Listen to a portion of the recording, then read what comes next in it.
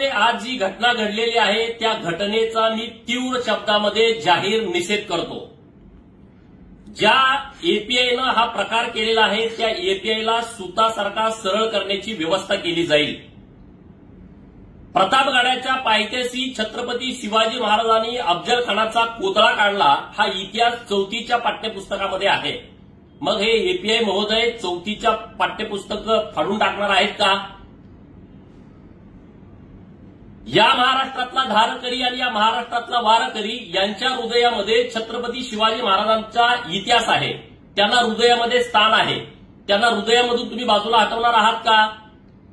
मी तमाम शिवप्रेमींना आवाहन करतो की महाराष्ट्रामध्ये हिंदुत्ववादी सरकार आहे आणि छत्रपती शिवाजी महाराजांचा अपमान केलेला खपवून घेतला जाणार नाही।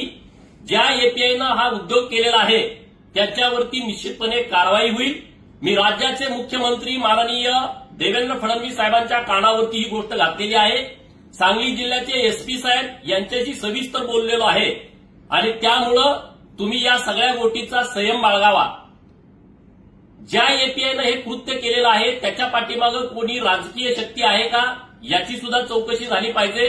कारण 2009ला ज्या नेते मंडळीच्या डोक्यात जंत होता त्यांनी जी दंगल घडवलेली आहे तसा काही प्रकार जतमध्ये करण्याचा प्रयत्न केला जातोय का याची सुद्धा चौकशीची मागणी मी करतोय।